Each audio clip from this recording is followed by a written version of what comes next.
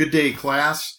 Larry Coburn here, and I'm going to talk today about foundational principles or philosophical foundational principles of operations and service management that have come together for me over a long career in operations, and also from studying excellent companies that set the bar pretty high in terms of operations and service management.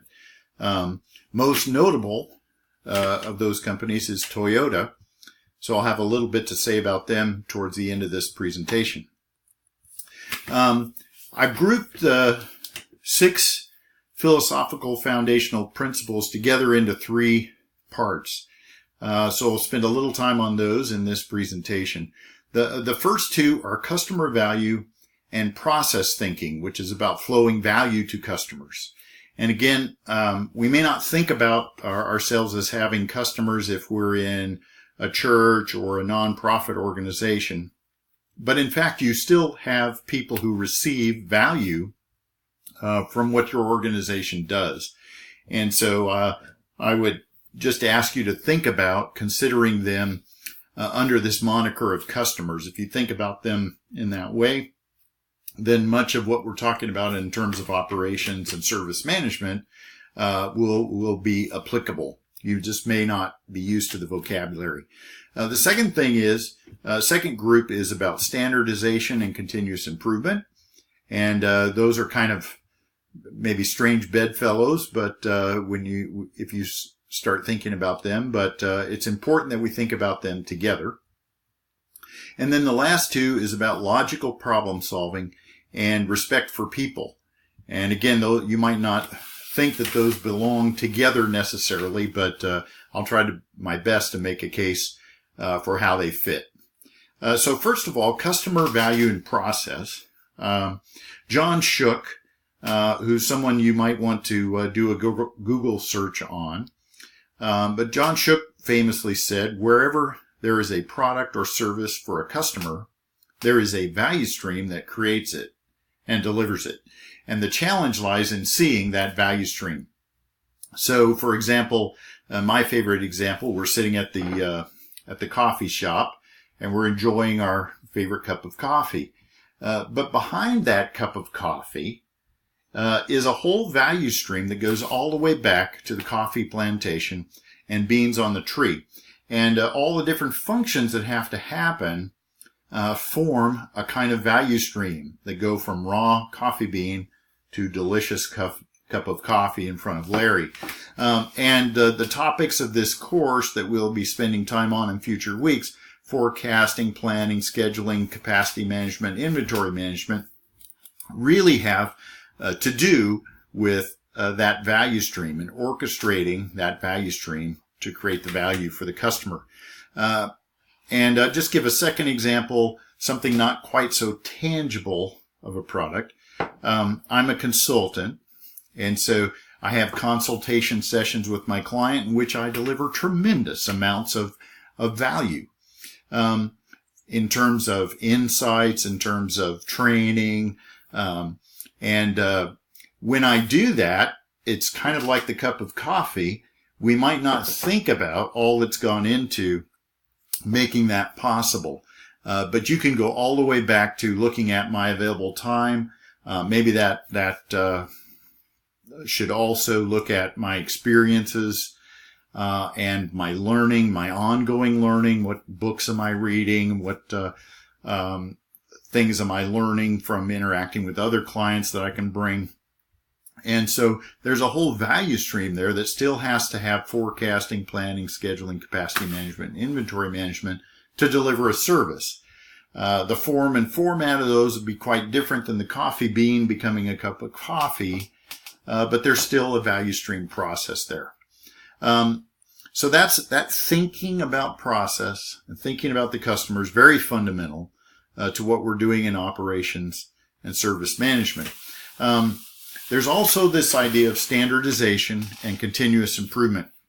So standardization is really about doing things the same way, creating a standard way, a standard method, a standard outcome. If you always do what you always did, you'll always get what you always got. And sometimes as consultants, we say that to chide our clients into a change. If things aren't going so well, we can't just keep doing things the way we have and expect a different result. But if we're getting the quality result we want, here's the perfect cup of coffee, and I would like another one, and I would like the next one to be exactly like this one, and so on and so on and so on, then standardization is the way to get this. Standardization also makes it easier to train.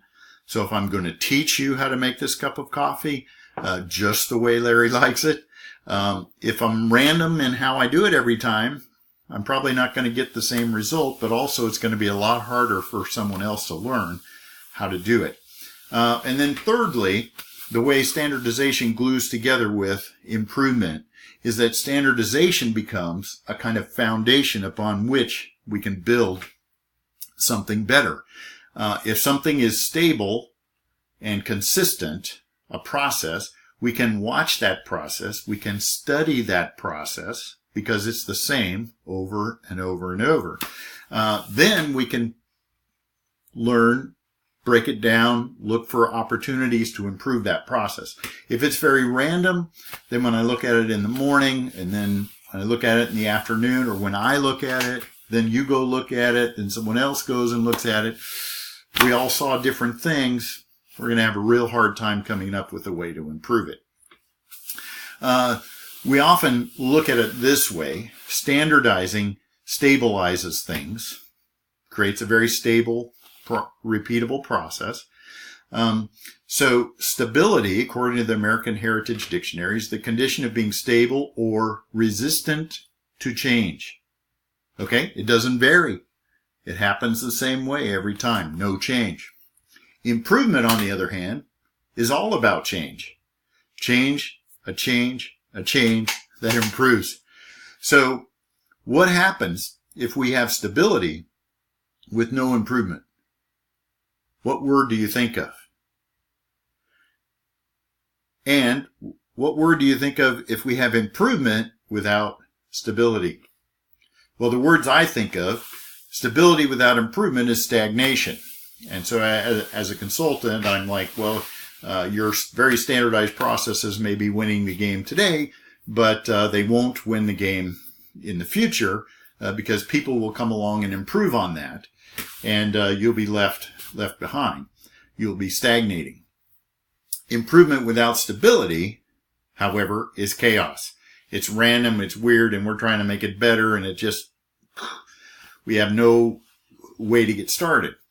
We just have chaos. So effective operations management is really going to be thinking all the time about how do we maintain the tension? How do we have enough stability so that we can study our processes and improve them? And that's how standardization and continuous improvement really form a kind of bedrock for operations and service management. If you look at this illustration, there's two dart players. One dart player is all over the board, but gets a few in close. They're going to score really well in that round. Another dart player is throwing. They're almost landing in exactly the same place on the dartboard. It just happens to be way out towards the outside edge. So the random one may score better in the first round. But if I want to create a national champion dart player,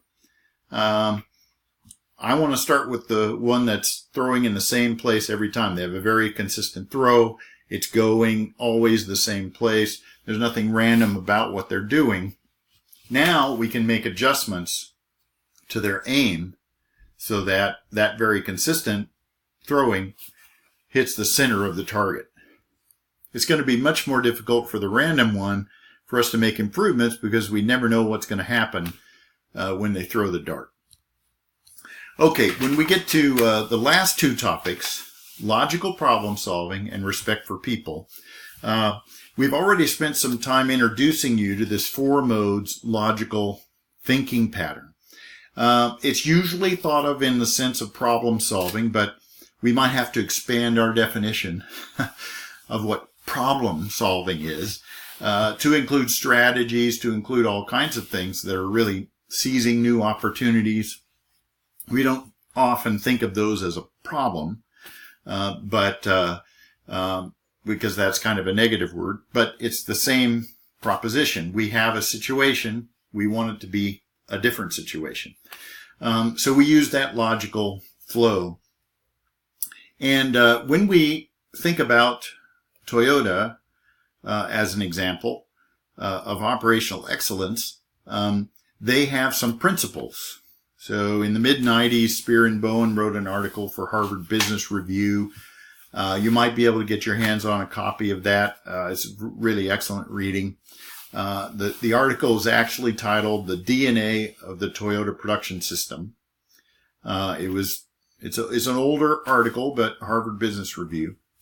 But the heart of that article is that Spear and Bowen observed at Toyota 4 rules that really function like the DNA of how they do things.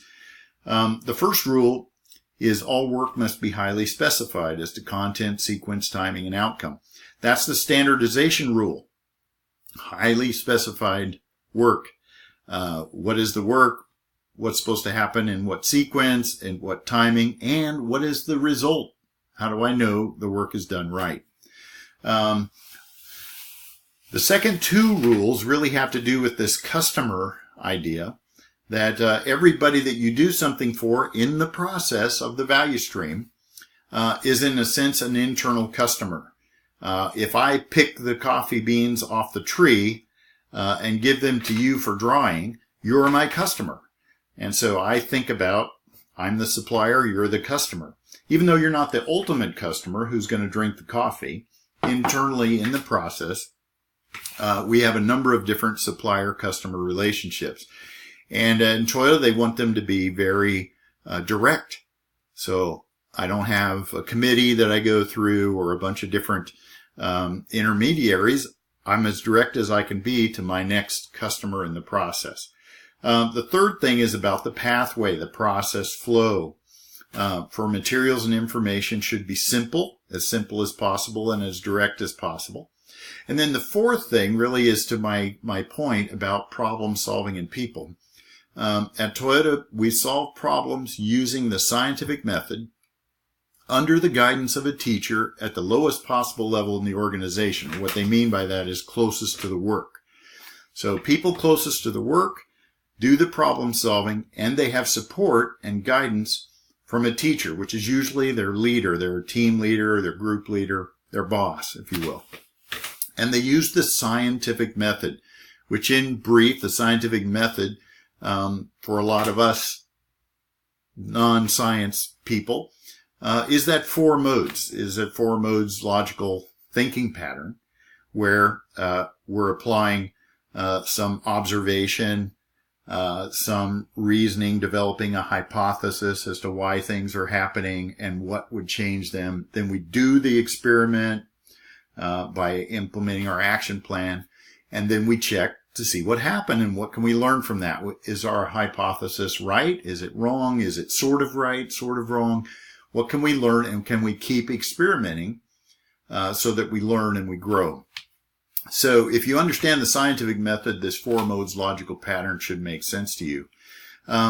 So just thinking about that, we support that in rule number 4 with people. We don't just tell people be scientific, be problem solvers, but we actually spend a lot of time and energy on a support system to help people do problem solving throughout the organization. So if you look at books that are about Toyota, it's very interesting. The Toyota Way, Toyota Culture by Mike Hoseas, Toyota Kata, which is a kind of kata as a routine. It's about how to do things in a routine way. Toyota Talent, which is about developing and teaching people. Lead with Respect is really a Toyota book about how they lead people. And Lean Product and Process Development is about flowing value to your customer in everything you do. So those might be some books you want to read sometime if you're really interested in getting more about these topics. So that's the philosophical foundations of operations and service management, and I'm excited as we go through the course. I hope you are too.